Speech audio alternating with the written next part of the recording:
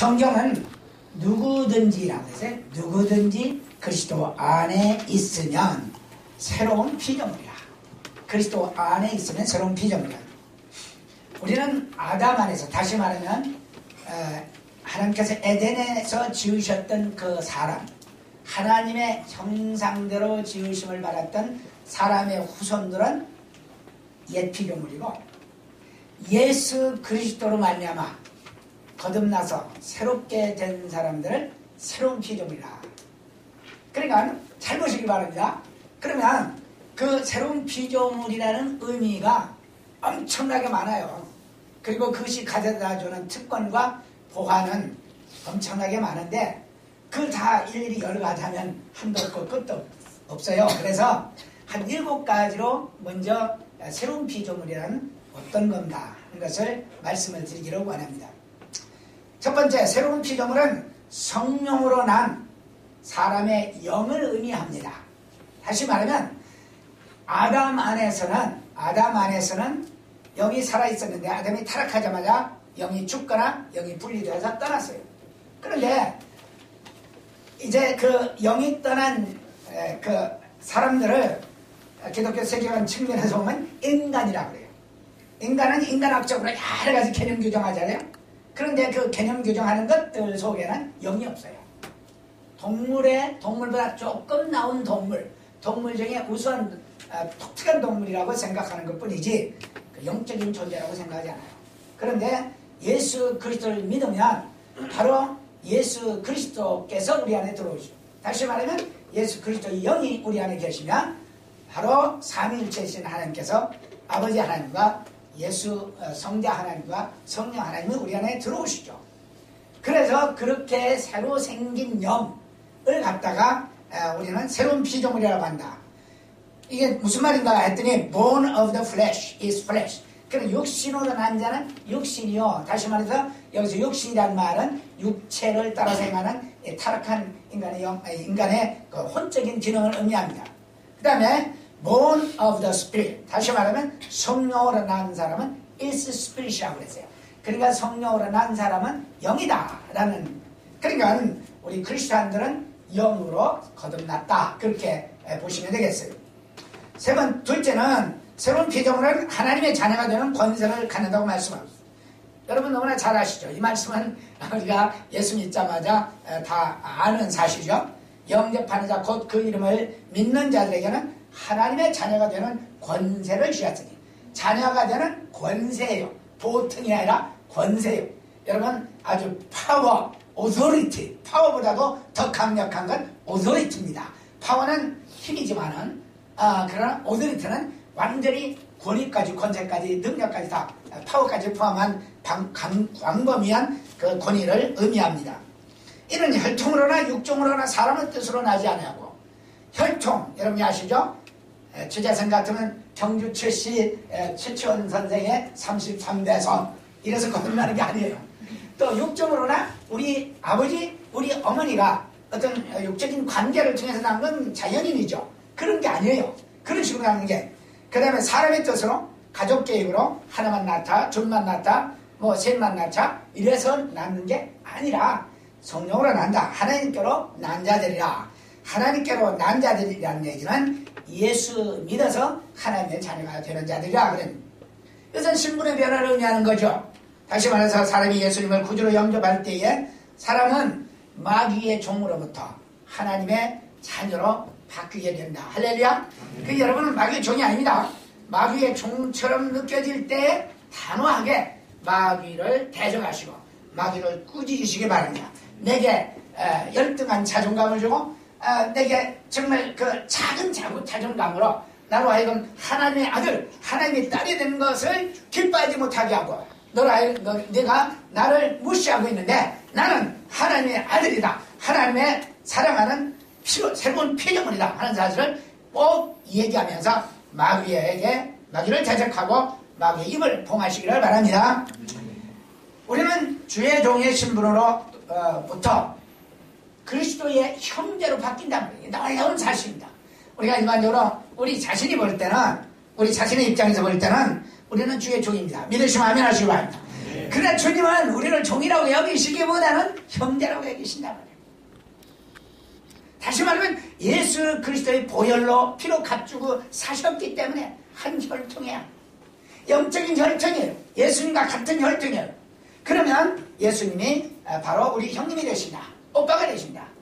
그래서 그를 맏아들로 삼으셨다는 얘기는 바로 그게 큰아들, 이제 원래는 아담이 큰아들이었지만 패하시고 이제 예수 그리스도가 큰아들, 그 다음에 여러분 몇째 아들이에요? 몇째? 퀴즈 빨리 맞춰. 이거 오래 걸릴 거 아닌데. 둘째입니다. 몇째 딸? 몇째 아들? 둘째입니다. 둘째. 아이, 강도사님 가만히 계셔야 되는데. 너무 잘. 둘째야. 셋째도 아닌데. 셋째도 아니야. 내가 둘째야.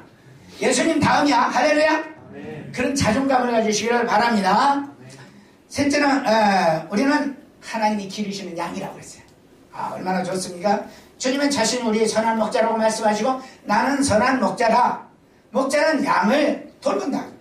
양들을 위하여 목숨을 버리거니와 양들을 위하여 목숨을 버리거니와 나는 선한 목자라. 나는 내 양을 알고 양도 나를 아는 것이 아버지께서 나를 아시고 내가 아버지를 아는 것 같으니 나는 양을 위하여 목숨을 버리고. 여러분 기억하시기 바랍니다. 우리 기독교의 독특한 특성은 아마 특색이라기보다도 파워는 뭐냐? 예수께서 양들을 위하여 신도들을 위하여 목숨을 버리셨다는 얘기입니다. 세계 어느 종교를 보세요. 다 자기의 물질과 자기의 영예와 자기의 모든 권력을 위해서 노력하고 성도들로부터 착취하지 자기 생명을 성도들을 위하여 바친 종교는 세상에 아무도 없습니다. 기독교만이 우리 주님만이 독특하게. 그러므로 사랑하는 형제자매 여러분, 우리가 진실로 예수 그리스도를 닮아가는 삶을 산다고 한다면 우리도 우리 자신을 드리면서 희생하며 사는 그런 삶이 있을 때 우리 하나님 기뻐하신다는 것을 믿으시기 바랍니다. 우리는 이 세상에 사는 동안 주님으로부터 모든 필요를 공급받고 영원한 천국에 들어가게 될 것. 그때까지 인도를 받습니다.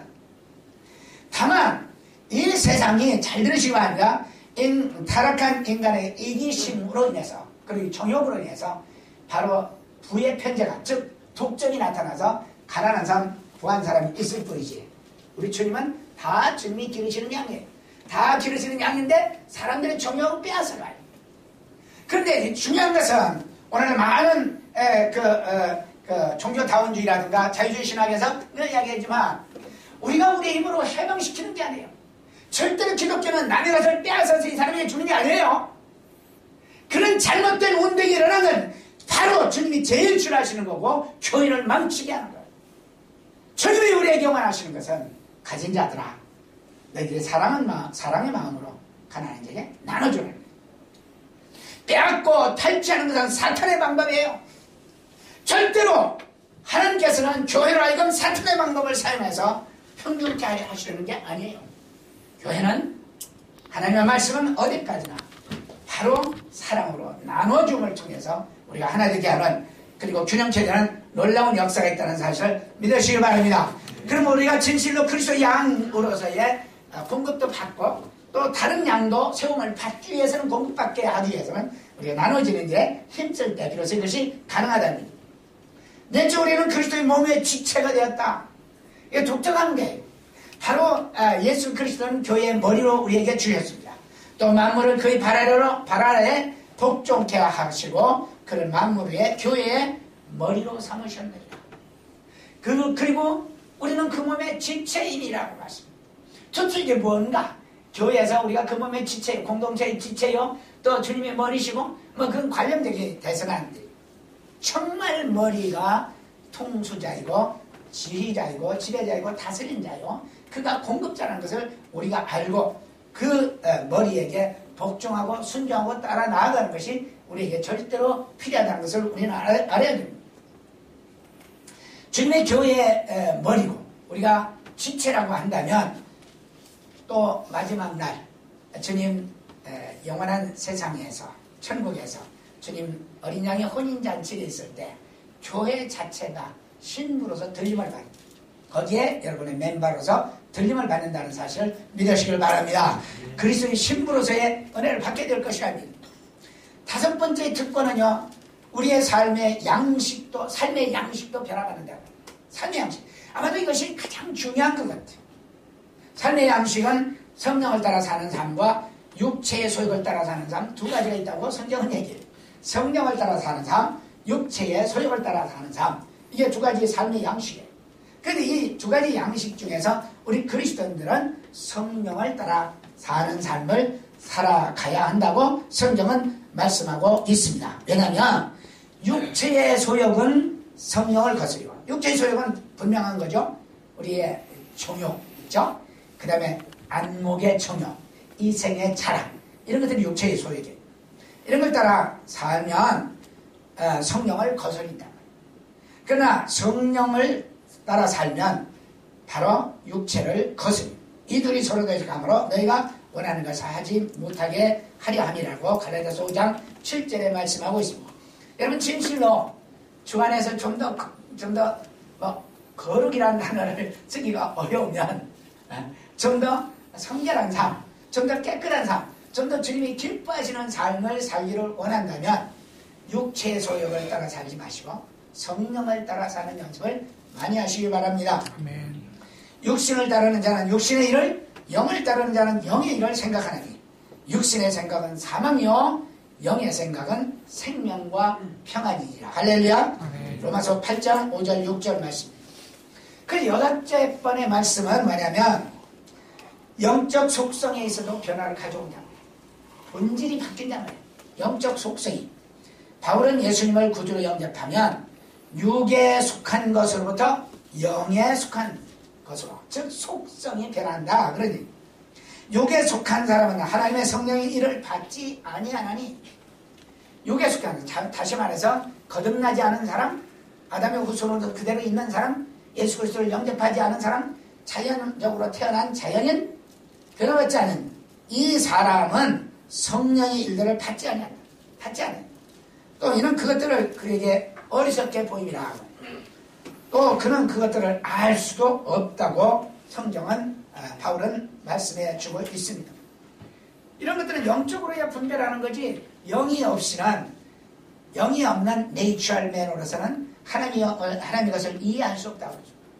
그래서 요한복음에 보면 니고데모가 예수님에게 찾아갔을 때 성령으로 난 것에 관해서 예수님께서 말씀하되 너는 바람이 임의로 부르되 어디서 와서 어디로 가는 줄 모르지 않느냐. 마찬가지로 성령으로 난 것은 이렇게 물리적으로 낳는 게 아니라 영적으로 낳는 거야. 즉 하나님께로부터 난 자들이야. 할렐루야. 하나님께로부터 난 자들이라는 얘기는 아까도 말씀드렸지만 예수 그리스도를 믿음으로 나는 자들이에요. 그래서 우리 하나님의 기본적인 뜻, 하나님께서 가장 기뻐하시는 뜻, 하나님의 뜻은 무엇이냐 하면 우리로 하여금 예수 그리스도를 믿어 구원 얻는 것이 하나님의 가장 큰 뜻이라는 사실을 성경은 말씀하고 있습니다. 그 다음에 이제 일곱째는 영원한 국적의 변화를 의미합니다. 우리가 예수님을 믿게 되면 이 세상 나라에 속해 있지만 또 우리의 시민권은 하늘에 있다, 이렇게 말합니다. 그러나 우리의 시민권은 하늘에 있는지라 거기로부터 구원하는 자 곧 주 예수 그리스도를 기다리느니 그 만물을 자기에게 복종하실 수 있는 자의 역사로 우리의 낮은 몸을 자기의 영광의 형체와 같이 변하게 하려. 우리를 하늘나라로 올려갈 때에 하나님께서 예수님이 신령한 몸으로, 영광의 몸으로 변화된 것처럼 여러분과 나를 변화시켜서 들려 올라가실 것이고, 그래서 거룩한 아버지 앞에서 거룩한 자녀로서 살게 될 것이라고 말씀하면서 국적이 우리는 바뀌었다는 거예요. 베드로는 그래서 이걸 좀 더 구체적으로 강조하고 있죠. 그러나 너희는 택하신 족속이요 왕같은 제사장들이요 거룩한 나라요 그의 소유된 백성이 이는 너희를 얻은 데서 불러내어 그의 귀한 빛에 들어가게 하시니 아름다운 덕을 선포하게 하려 하시니라. 너희가 전에는 백성이 아니더니 이제는 하나님의 백성이요 전에는 긍휼을 얻지 못하였더니 이제는 긍휼을 얻은 자 되었느니라. 할렐루야. 여러분 긍휼을 얻었습니다. 놀라운 거죠.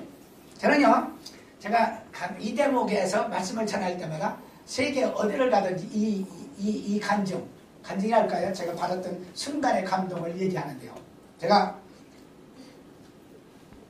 흑석동에서 흑석동 갔다 왔거든요. 유학을. 여기가 흑석동이죠. 영어로 말하면 블랙스버그예요. 근데 우리 버지니아 공대가 있는 데가 블랙스버그야. 그래서 흑석동에서 흑석동으로 유학 갔다 왔지. 난 미국 갔다 온 사람이 아니에요. 자, 그런데 흑석동, 블랙스버그에 박사학위 하는 동안에 제가 잘 아는 어떤 크리스천 아주머니가 야, 오늘 로넉이라는 데를 가자. 한 2시간 드라이브를 한대요. 2시간 달려가면 로넉이라는 시가 있는데 그 시가 한국의 원주시하고 자매결연을 맺었다. 근데 오늘 거기에서 대단한 집회를 휘튼 칼레지. 지금 미국에서요. 제대로 된 대학은 휘튼 칼레지밖에 없어요. 제대로 영적인 대학, 제대로 복음을 지키는 대학은 일반 대학으로서는 휘튼 칼레지밖에 없어요. 걔네들이 와서 전도 집회라고 간증 집회를 한다니까 아마 로녹에서 누가 올 거다. 그러면 저보고 제이라고 그래. 제이 한번 갈래? 그래서 가자고 얼마나 좋냐고. 그래서 이제 2시간 가서 갔는데 진짜 그 로녹 시에 한 2만 명 정도 모이는 대단한 큰 강당이 있더라고요. 그랬는데 주야리가 없어요. 그래서 나도 오늘 정말 기대하고 은혜를 받아야 되겠다. 그런데 대학생들이 찬양하고 예수님을 높이고 또 여러 가지 단면 극도하고 하는 그 모습들이 정말 우리 애쓰는 모습과 같아서 정말 너무너무 좋구나. 대단히 그 감격과 기쁨을 갖고 이제 짓고 있는데 이제는 테디 이름이 뭐더라? 그 여학생이 간증을 하겠다고 그래요. 그래서 기다려가지고 간증 그대로 받겠지. 아이가 조그매요. 아마 한국 학생만큼 조그만 것 같아요. 한국 학생도 조그만 학생. 조그만 학생인데 잘하다 말았는지 아주 조그마요. 그래 올라가 다 그러거든. 다 그러는 거야. Jesus is mine, I am his. 그렇게 탁 내려가는 거야. 2만 명이라는 막 관중이 박수를 치는 거야. 예수는 나의 것, 나는 그의 것. 세상에 이보다 놀라운 간증이 어디 있습니까? 예수는 나의 것, 나는 그의 것. 끝난 거죠 뭐. 그냥 내가 그때 마침 변화받고 은혜 받았을 때라 내가 막 나도 막 눈물 흘리면서 와서가지고 할렐루야 할렐루야 한 10분 동안 박수 치다 보니까 내가 박수를 제일 많이 친 거야. 그때부터 그 느낌의 그 감정. 참 예수는 나의 것, 나는 그의 것. 얼마나 멋있는지요. 사랑하는 여러분, 그의 소유된 것이라는 것을 기억하시길 바랍니다. 그래서 여러분이 그의 소유된 그 소유의식, 내가 예수님을 소유했고 내가 예수님의 것이라고 하는 예수님의 소유된 바 되었다고 하는 이 소유의식이라는 것은 우리에게 있어서 너무나 귀한 일이다 하는 사실을 우리는 알아야 됩니다. 이와 같이 그 외에도 지금까지 7개를 말씀드렸는데 이보다도 더 놀라운 그 특권과 또 보물들이 예수 안에 숨겨져 있습니다. 에베소 1장을 보더라도 하늘의 신령한 은사만도 8개가 여러분들면 그래요. 얼마나 많은 특별한 은혜를 우리에게 주셨는지 모릅니다. 그런데 문제는 우리가 이런 것들을 지금 듣지만 그것이 되게 관념으로 지나가고 이론으로 지나가고 내게 실제로 리얼하게 와닿지 않는다. 리얼하게 와닿지 않는 걸 갖다가 자기 책임으로 여기지 않아도 하나님의 책임으로 여기고 하나님에게서 먹은 거 하나님은 나와 상관이 없는 하나님은 나의 그 사정을 통찰하시지 않는 것 나의 문제들을 심원하지 않으신다고 그렇게 생각하는 경향이 많습니다. 그러나 우리가 이런 놀라운 특권을 가진 사람들이 새해를 어떻게 살아야 이 특권을 누릴 수가 있는가? 그 외에도 수많은 보배들을 누릴 수 있는가? 몇 가지 간단하게 말씀을 드립니다. 첫째는 믿음을 가져야 돼요. 할렐루야. 아멘. 새로운 믿음을 가져. 새로운 믿음 뭐예요? 예수님 중심 삶. 그거 예수님 중심 삶 하라면 누구든지 외치고 목사님마다 설교하니까 그 무슨 소리야 그러는지 모르지만 제가요 지금은 제가 별 일 없어요. 한때는요 대단한 전도자거든요. 대한민국에서 특별히 경기도 서울 수원까지만 해도 어느 날 저녁에 저를 못 모셔가면 섭섭해가지고 그냥 야단 나던, 그래서 매일같이 집회를 나가던 그런 때가 있었어요. 그런데 여의도에 그때 아마 이영은 목사님이실 거예요. 학생 지도 부목사인가 전도사 그때 했어요. 제 예수님이 찾아왔더라고요. 두 가지 질문하는 거예요. 첫째는 어떻게 해야 우리 젊은이들이 새롭게 변화받을 수 있습니까? 그래서 제가 하는 얘기가 방법론을 묻지 말라. 난 아무것도 모른다. 성령께서 행하셔야 돼요. 성령께서 행하실 때 새로워진다. 그 다음 두 번째 질문은 뭐냐면 우리가 근데 최 박사님 설교를 가끔 들어봤는데 제가 그때만 해도 저 순복음교회 말씀 많이 전하고 오살리 기도원도 많이 가서 전했거든요. 근데 최 박사님 말씀을 들으면 왜 그렇게 새롭죠? 그래서 아니 새롭다니 나는 바울이 2000년 전에 한 얘기 외에는 한 적이 없는데 잘 들으시기 바랍니다. 오늘날 복음 전하는 자들이 예수 그리스도를 전하는 자들이 자기의 사상과 철학과 자기의 인간의 인생관과 윤리와 도덕으로 가득 차서 하나님 말씀에다 콩꿈을 팥꿈을 쳐가지고 매준지 호땡인지를 모르도록 빚어가지고 내주니까 진부한 거예요. 말씀을 들어도 변화가 없고 말씀을 들어도 능력이 없고 말씀을 들어도 별로 충만한 은혜가 임하지는 않는단 말이에요. 그러니까 근본적으로 바울 선생님이 전한 예수 그리스도 그리고 복음서에 말하는 예수 그리스도 그분을 전하면 오히려 그게 새로워진 거예요. 그게 새로운 거예요. 2000년 전의 얘기가 새로운 거예요. 오늘 사랑하는 여러분, 지금도 여러분 정말 새로워지기를 원하신다면 예수 그리스도에게 나아가시길 주 이름으로 축원합니다. 그 길밖에 없어요. 우리 인간의 것은 타락해 있기 때문에 우리 것은 타락해 있어서 도저히 우리 것으로 어떻게 우리를 새롭게 할 수가 없어요. 우리가 물리적으로 새로워질 수 있습니까? 우리가 제도적으로 새로워질 수 있습니까? 지식으로 새로워질 수 있습니까? 아닙니다. 새로워질 수 있는 것은 바로 예수 그리스도예요. 제가 처음에 이제 그 박사를 받고 그때 벌써 몇 년 전이야? 75년이니까 2월이니까 몇 년쯤 돼? 한 40년쯤 되나? 그때 제가 그 은혜 받고 나서 1973년에 특별한 은혜를 받고 나서 놀라운 체험을 하고서 완전히 그전 기도 과정에 선배 최재선이 아니라 새로운 피조물로 바뀌게 된 거예요. 바뀌어서 그때부터 참 책을 많이 읽고 하나님이 주신 놀라운 글들을 많이 읽었는데 그래서 이제 글들 중에서 참 나를 놀라게 하는 글들은 주로 C.S. 루이스하고 존 스타트하고 그 다음에 프랜시스 셰이퍼 이 세 분의 글을 다 치는 대로 읽었어요. 그러니까 이제 저희 대학에 어떤 믿음의 공동체들이 있는데 크리스천 펠로십이 있는데 그 교수들이 그런 얘기 제가 이제 박사학위 받고 간다고 하니까 닥터최 내가 당신에게 한 가지 잃을 말이 있어. 당신은 너무 알아서 탈이요. 복음은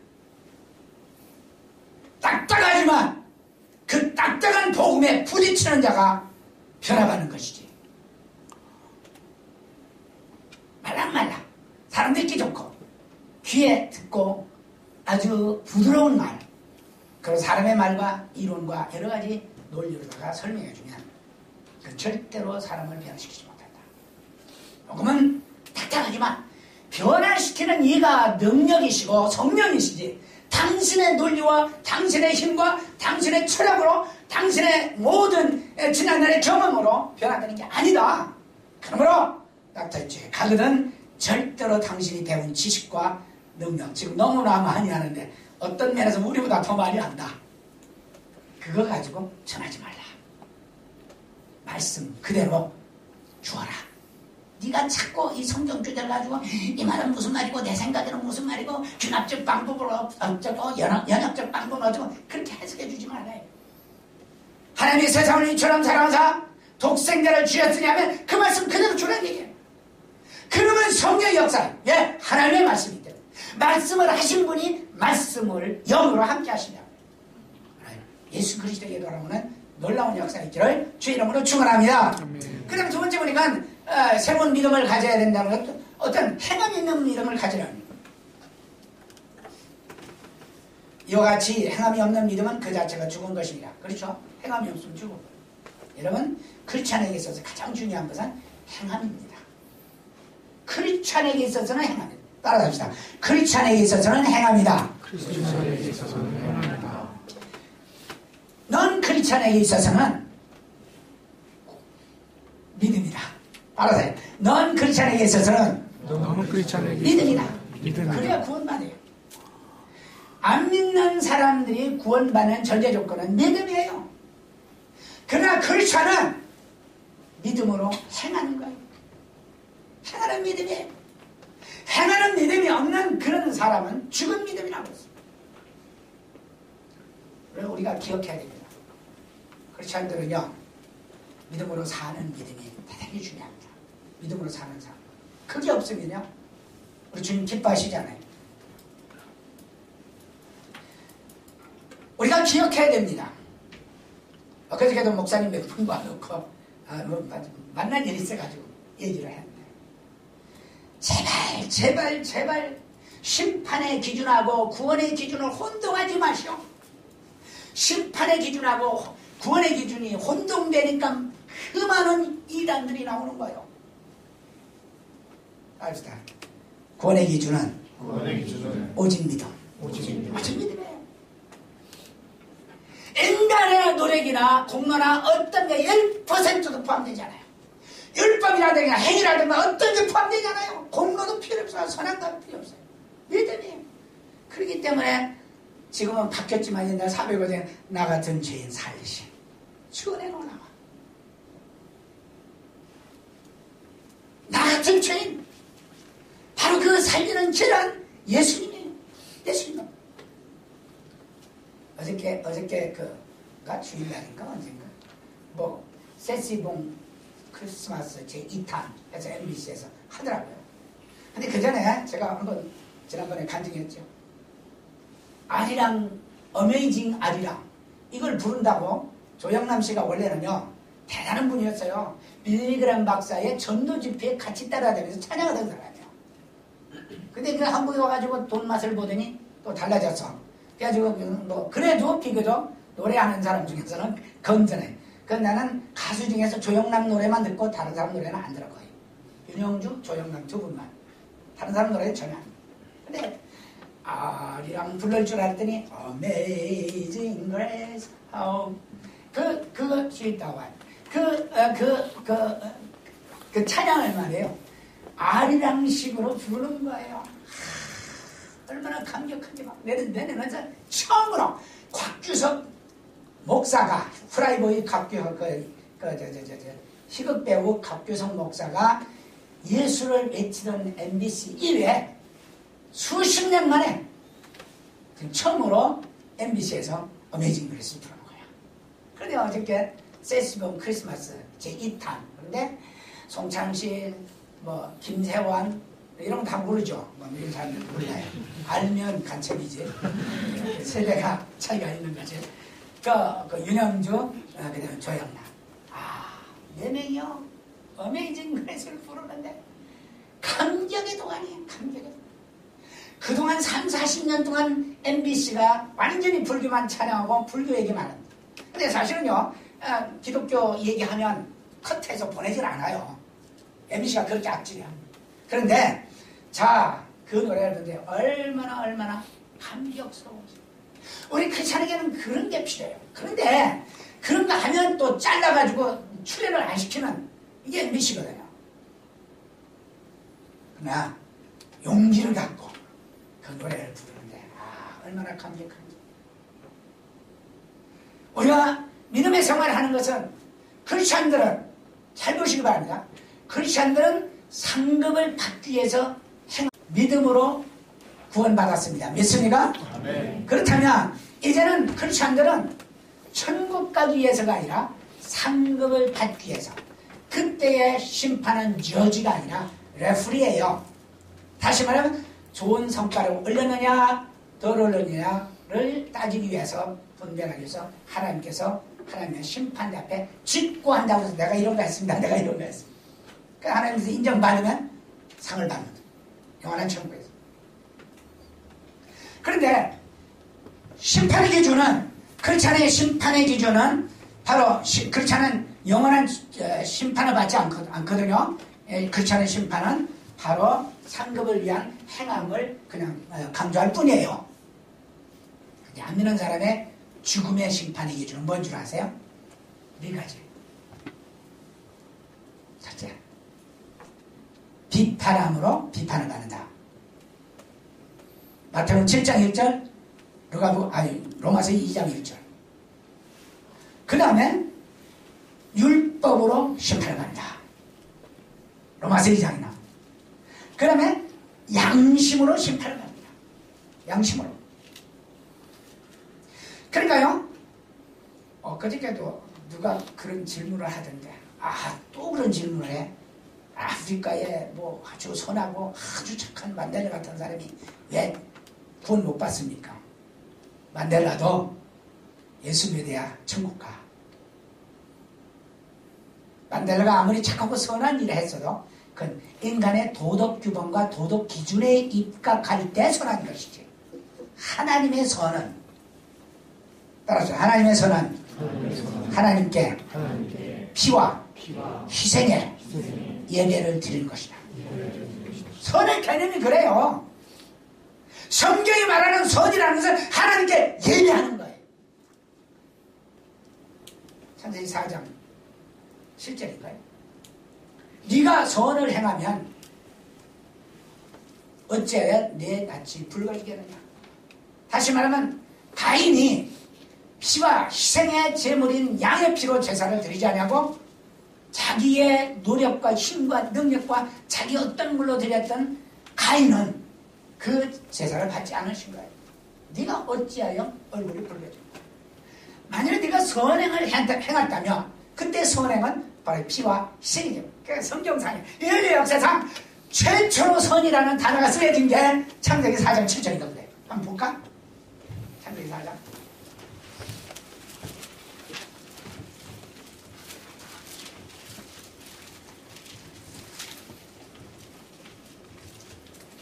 7절. 어쩌다가 맞았네. 요즘은 좀 나이가 여든이 가까워지니까 기억이 안 나는 때문에. 7절. 다 같이 시작. 내가 선을 행하며 어찌 낯을 들지 못하겠느냐. 선을 행하지 아니하면 죄가 내 엎드려 있느니라. 죄가 너를 원하나 너는 죄를 다스리시니라. 예, 선을 행하지 않으면 죄가 네게 있다. 선을 행하면 네가 낯을 들 텐데, 선이 뭐예요? 아벨은 양으로 피와 희생의 제사, 즉 장차 나타나실 예수 그리스도를 상징하는 어린 양이라고 해요. 예수님은 그 양을 상징하는 제사, 십자가에서 피 흘려 죽으시고 자기 희생을 통해서 죄인들을 위하여 죽으실 예수 그리스도를 상징하는 그 제사를 바로 미리 본따서, 아직 주님 나타나시기 전에, 이걸 일본말로 마이갈이라고 해요. 미리 본따서 아벨이 제사를 드리는데, 이것을 하나님께서는 선을 행했다고 말씀하시고, 가인은 그렇게 하지 않았기 때문에 선을 행하지 않았다고 말씀합니다. 그러므로 우리는 기억해야 됩니다. 우리는 하나님 앞에서 선은 예수님 알고 그에 예배드리는 것만이 선이에요. 괜히 쓸데없는 도덕주의자들, 윤리주의자들, 철학자들, 종교주의자들 얘기 듣고 이렇게 선이다 저기서 선해야 됩니다. 그렇게 따라가면 언젠가는 자기 영혼이 피펴버리고 언젠가는 마귀에게 넘어가게 돼요. 그럼 우리는 행함이 있는 믿음을 가져야 된다. 선행을 해야 된다. 희생의 제사를 드려요. 우리는 주일 예배뿐만 아니라 매일의 삶에 있어서 생활 속에서 거룩한 삶을 살아야 돼요. 그 거룩한 삶은 자기 희생과 자기 포기의 삶, 이것이 거룩한 삶. 주여, 나는 내 정욕과 내 인생의 자랑과 안목의 정욕, 이 모든 것 주님의 십자가적으로 죽었고, 이제 주자세는 죽고 주님의 부활하신 것처럼 나 사는 자는 그리스도 안에서 다시 살. 내가 그리스도와 함께 십자가에 못 박혔나니 그런즉 이제 내가 사는, 아니 틀렸네, 그죠? 같이 내가 그리스도, 몰라? 요즘 뭐 가스펠성 유행가만 부르라고 뭐 몰라. 진짜 내가 그리스도와 함께 십자가에 못 박혔나니 그런즉 이제 내가 산 것 아니요 내 안에 오직 예수께서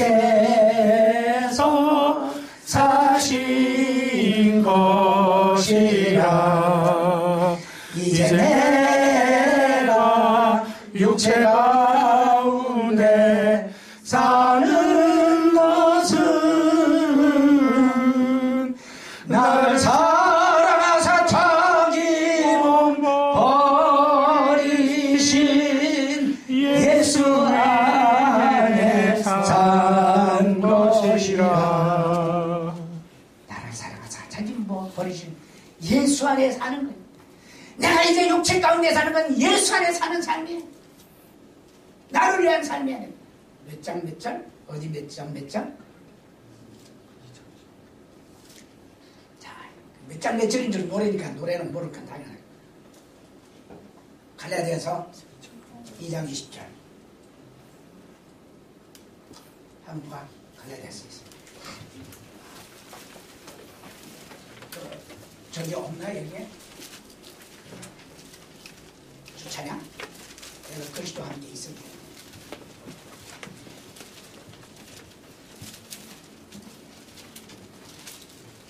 갈라디아서 2장. 아니,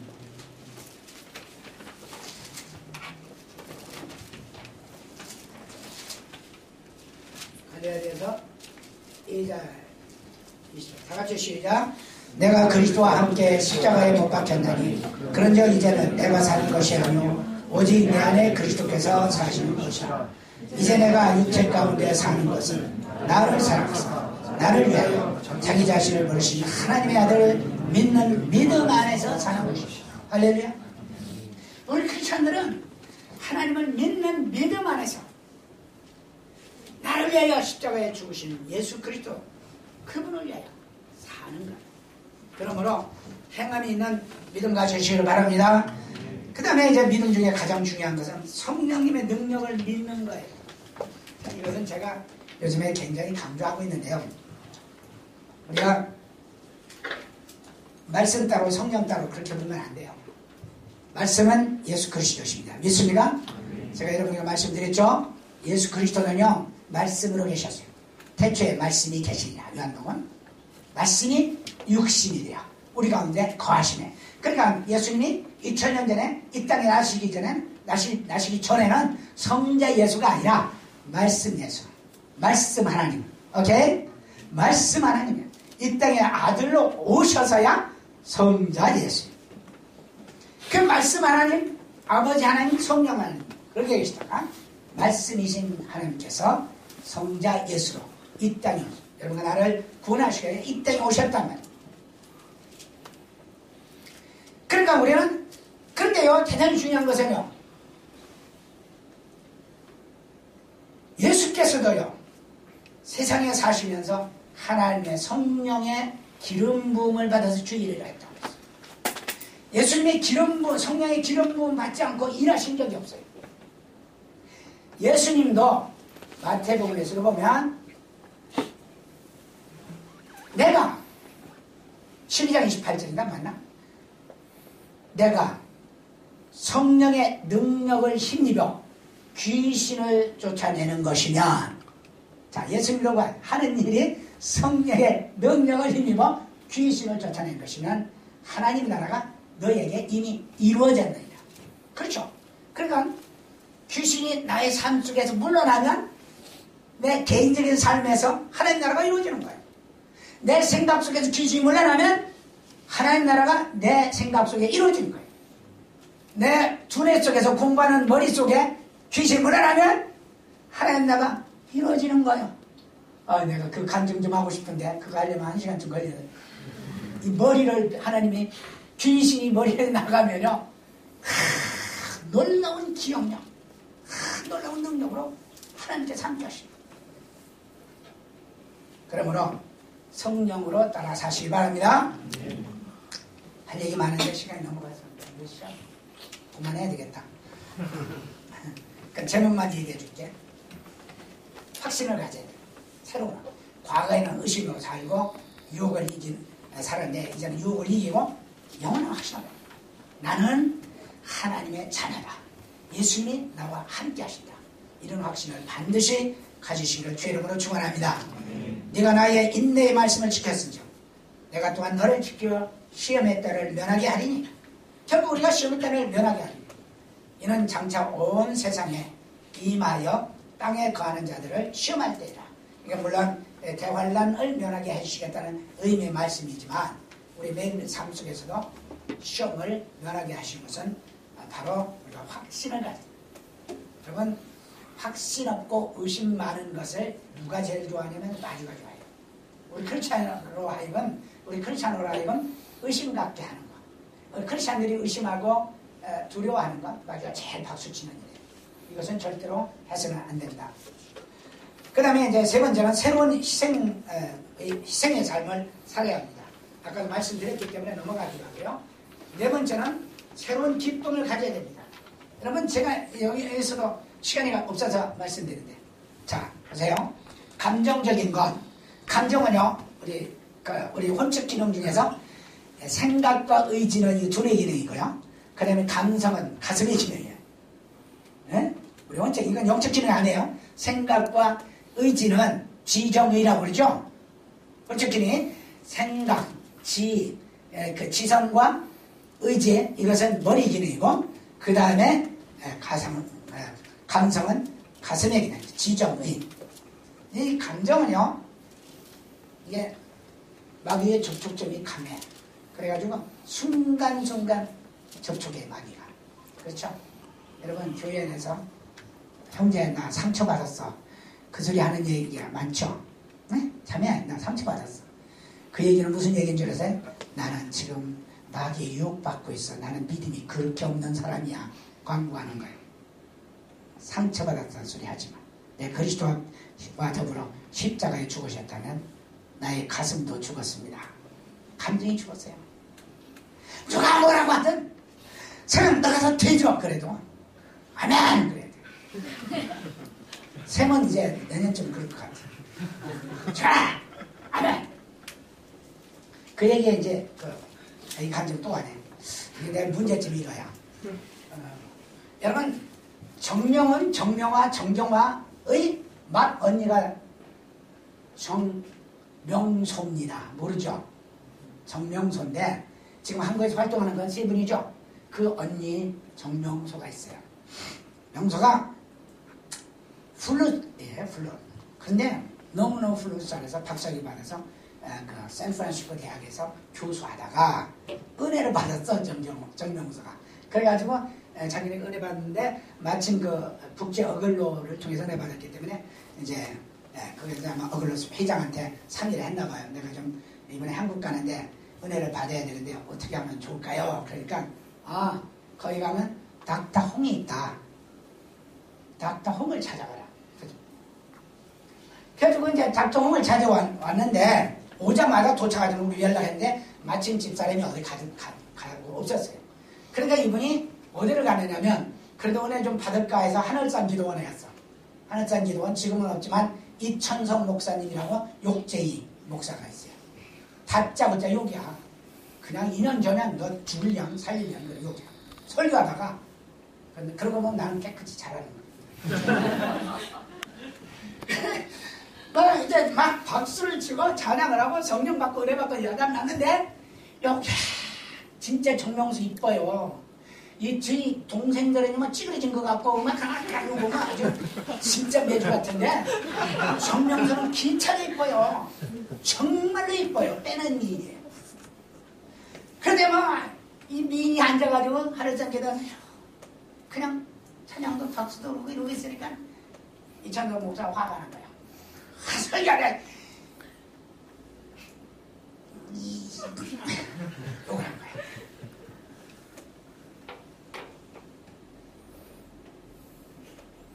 야이 SS년아 욕을 한 거야. 개 같은 년아 그래. 니가 뭔데 교만하고. 그러니까 정몽수는 정말 자기처럼 학식도 맞고 교수에다가 얼굴도 예쁘고 그런데 설마 자기 보고 그러리라고 생각을 하냐고 있는데 자식에서 야 SX년아 왜 찬양하나 SX 왜 박수 안 쳐. 그러니까 하루 있다가 아무리 봐도 그러니까 자기 같거든. 저요 그러니까 그래 이년아 화가 팍팍 난 거야. 걔도 화가 나가지고 확 튀어나갔네. 집하다가 튀어나가지고 소나무 밑에서 이렇게 생각하는 거야. 그러면 너무 분하고 억울하고 도대체 한국 목사 아무리 자기가 기도원에 대단한 목사지만 그럴 줄 아네 싶어서 이러고 있다가 하나님께 물어본 거예요. 달빛에 달빛에서 달아 이게 크리스찬이 달아가 뭐예요? 달이 뭐 한다고? 달아 내가 정말 교만하냐? 달이 대답이 없더래요. 정말 내가 교만하냐고? 저 이천성 목사 말대로 내가 교만하냐? 나 그래도 겸손한 사람 중에 하는데 교만하냐?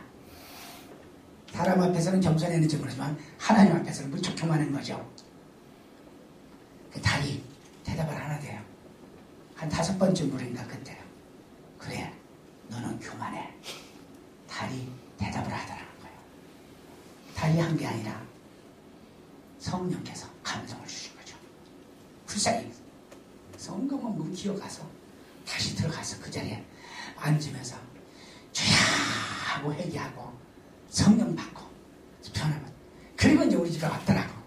내가 완전히 그 이쁜이가 더 이쁜이가 돼가지고 얼굴이 막 광채가 나는데 얼마나 이쁜.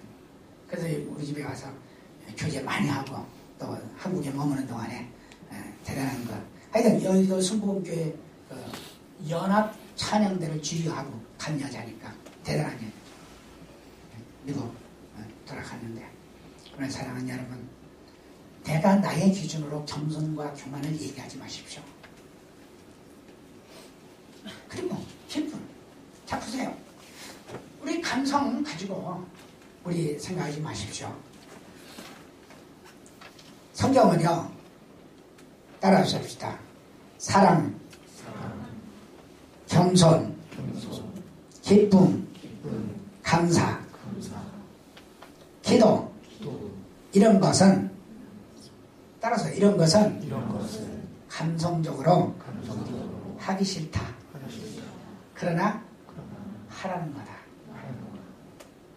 기쁘기 때문에 감사하기 때문에 좋기 때문에 사랑스럽기 때문에 사랑하는 것이 아니라 사랑할 수 없어도 기도할 수 없어도 감사할 수 없어도 도무지 내가 행복해질 수 없어도 하라는 겁니다.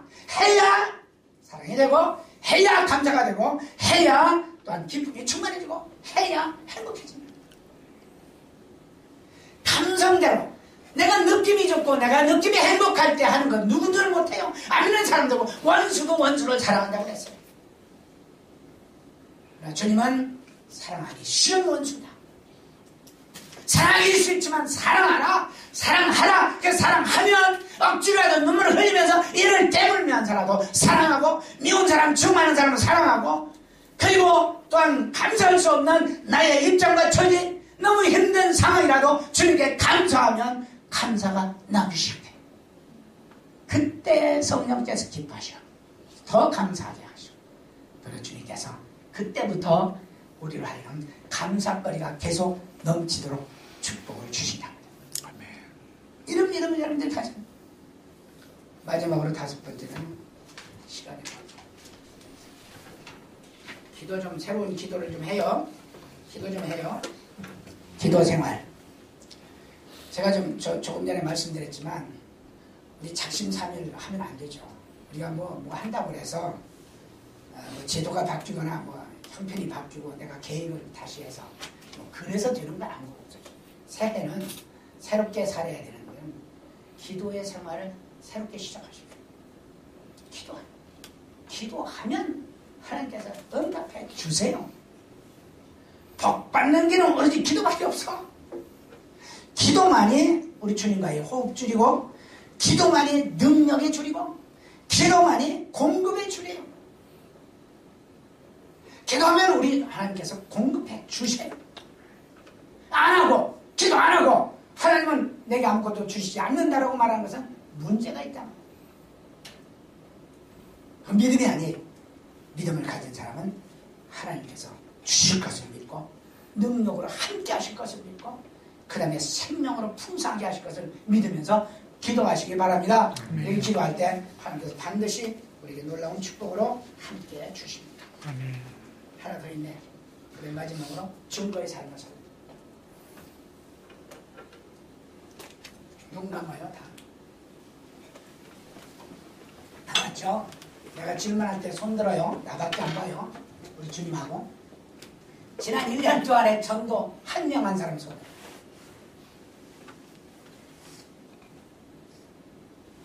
2명 한 사람. 세상. 3명 한 사람. 4명 한 사람. 한 사람. 5명 한 사람. 한 사람. 6명 한 사람. 예, 눈 떠요. 대부분이 안 했다는 얘기가 전도. 기독교의 특징은요, 우리가 예수 믿으면 바로 재생산을 하는 겁니다. 포도나무의 가지가 포도나무에 붙어있으면 열매를 맺힌다고 했어요. 재생산하지 않는 가지는 자른다. 그러니까 지옥 집어넣는다고 그런 뜻은 아니에요. 그 많은 분들이 항상 막 협박하죠. 막 지옥에 들어간다고. 불에 던져버린다고. 그런 의미는 아니고요. 재생산하지 않는 가지는 주님의 영적 영역에서 던져버리겠다. 오죽하면요, 후메네오와 알렉산더를 디모데전서 2장 20절하고요, 고린도전서 5장 5절에 보면 이런 사람을 사탄에게 내어줬다고 그래요. 바로 사탄에게 내어준 것은 마지막 날에 그의 영은 구원하게 한다. 더 이상 해방하지 못하게. 그러니까 우리가 주님 앞에서 증가하는 삶을 살지 못하면 우리는 주님 앞에 버림받아요. 버림받으면 후메네오와 알렉산더처럼 사탄의 공격을 받고 사탄에 유린되고 사탄에게 쓰임받아요. 그냥 예수 믿었기 때문에 영접했기 때문에 구원은 없지만 이 세상 살면서 엄청난 어려움을 갑니다. 주님이 우리에게 오신 이유는 풍성한 삶을 주시게 합니다. 그렇죠? 요한복음 10장 10절에서 영생을 주되 더 풍성한 삶을 주려. 그러니까 풍성한 삶을 우리가 누릴 수가 없어요. 여러분, 전도해보세요. 풍성하고 기쁨이 충만합니다. 아멘. 전도해봐야 삶에 의미가 있고 삶에 가치가 있고 보람이 있어요. 또 간증하고 싶은데 그만하고. 간증 한없이 하고 싶은데 중요한 것은 사랑하는 새해는 정말 우리가 믿음으로 사시기를 주 이름으로 축원합니다. 아멘. 새해는 진실로 주님을 믿는 믿음 안에 살아야 돼요. 그 다음에 새로운 확신 가지고 사시기 바랍니다. 아멘. 희생의 삶을 사시기 바랍니다. 기쁨의 삶을 사시기 바랍니다. 기도의 삶을 사시기 바랍니다. 증거의 삶을 사시기 바랍니다. 이거 안 하면요, 새해 소용이 없어요. 불교에는 시간이 없어요. 그 시점만 시간이에요. 그 순간만. 그냥 불교는 그 순간만을 위해서 하는 종이에요. 우리에게는 크로노스라고 하는 역사적인 시간이 있어요. 언제부터 언제까지 흘러가는 시간 있죠? 그렇죠? 여러분이 한 살부터 지금 흘러가고 있어요. 그러나 카이로스라고 하는, 크로노스가 아니라 카이로스라고 하는 시간은 하나님께서 점 찍는 시간. 하나님의 점이 여러분의 삶 속에 언제 찍혀집니까? 하나님의 점이 금년에 찍혀져서 하나님의 인자와 하나님의 능력과 하나님의 온전하심을 경험하시는 새로운 삶이 되시길 주의 이름으로 축원합니다. 기도합니다. 우리가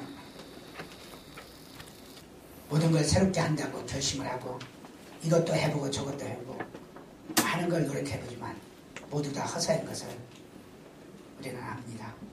사랑하는 형제 자매 여러분, 참으로 우리 영이 새로워지고 우리 혼이 새로워져서 새로운 믿음의 삶을, 행함 있는 믿음의 삶을 살아야 되겠사오니 주님 내게 이런 믿음을 주옵소서. 이런 믿음을 주옵소서. 새로운 희생의 삶을 살게 하옵소서. 기쁜 생활을 하게 하옵소서. 감정으로서가 아니라 기뻐하라고 말씀하셨으니까 기뻐하게 하옵소서. 기도하게 하옵소서. 증거하게 하옵소서. 이런 놀라운 은혜의 축복이 있을 때 여러분 하나님이 새롭게 여러분에게 임하실 것입니다. 예수님이 새롭게 여러분에게 임하실 겁니다. 우리 다 같이 통성으로 이런 제목 놓고 한번 주님 앞에 간절한 마음으로 이 해는 달라지게 하옵소서 기도하시길 바랍니다. 오 자비롭고 전능하신 아버지 하나님, 은혜와 사랑을 주시어 감사드립니다. 아버지, 우리는 참으로 인간의 뜻과 의지와 생각과 모든 여러가지 인간이 할 수 있는 일들로 인하여 우리가 새로워지기를 원하고 우리가 또한 새롭게 살려고 애를 써왔지만 한 번도 이루어진 것이 없습니다. 우리는 절대로 우리를 새롭게 할 수가 없습니다. 주 하나님 성령으로 우리를 도와 주셔서 하나님의 능력과 사랑과 은총과 긍휼로 우리를 새롭게 하사 하나님의 자비하시고 원하신 뜻대로 새로운 삶을 살 수 있도록 도와주시옵기를 원합니다. 주여 원합니다. 우리에게 믿음을 허락해 주시옵소서. 아버지 하나님 분명한 확신을 갖게 하시고 성령에 새롭게 하시는 믿음을 허락해 주시옵기를 원합니다. 새로운 인생의 삶을 살기를 원합니다. 나 자신만을 위해 사는 게 아니라 예수님 앞에 온전히 드리며 이웃을 향해서 자신을 드리는 인생의 삶을 살도록 도와주시옵기를 원합니다. 새로운 기쁨의 삶을 살기로 합니다. 오 아버지, 우리는 우리 형편을 볼 때마다 기뻐할 수가 없고 답답하고 안타까워 슬퍼할 수밖에 없지만 그러나 그런 사정 속에서 우리 주님이 함께 하시고 우리 주님이 기뻐하시는 자에게 복 주신다는 사실을 믿고 기뻐할 수 있게 인도하여 주시옵기를 원합니다. 새로운 기도의 삶을 갖게 하옵소서. 주님, 우리가 진실로 기도하지 않기 때문에 얻지 못하는 것을 우리가 너무나 많이 합니다. 오 주여, 기도하는 삶을 살도록 인도하여 주옵소서. 답답할 때마다 기도하게 하시고 없을 때마다 기도하게 하시고 가난할 때마다 기도하게 하시고 문제가 있을 때마다 기도하게 하시고 우리 주님 앞에 모든 문제를 맡겨놓고 기도하는 제가 되어질 수 있도록 도와주시옵시고 생명들을 구하는 증거의 삶을 살도록 우리 하나님 함께하여 주시옵시고 아버지, 참으로 우리를 이 땅에 주신 것을 그리스도의 복음을 증거하게 하기 위해서 우리를 주셨는데 우리는 너무나도 무능력하고 너무나도 무책임하고 영혼들을 불쌍히 여기지 못한 채 왔다 갔다 하며 자기 자신의 영광과 자기 자신의 영달과 자기 자신의 복리만을 위해서 살아왔음을 용서해 주시옵소서. 생명들을 구하는 일에 최선을 다할 수 있도록 우리 하나님 축복해 주시옵기를 원합니다. 사랑의 주님, 우리 영과 혼이 새로워지지 않고서는 아무것도 할 수 없음을 우리가 고백합니다. 우리는 물리적인 것이나 어떤 제도적인 것이나 우리 결단과 결심으로 되는 줄 알지만 그러나 우리 영이 우리를 새롭게 지배하고 또 우리 혼이 영에 순종하여 성령님의 은혜와 은사와 말씀과 계시까지 순종해 나아가는 그 새롭게 주님을 경험하는 새롭게 하나님을 경험하는 새롭게 성령님을 경험하는 하나가 될 수 있도록 축복해 주시옵소서. 주께서 귀한 아들과 딸들을 보내주셨사오니 오늘 이 시간 이후에 진실로 하나님이 함께 하시는 새로운 삶을 새 것으로 삶을 살도록 복 주시옵소서. 예수 이름으로 기도합니다. 아멘.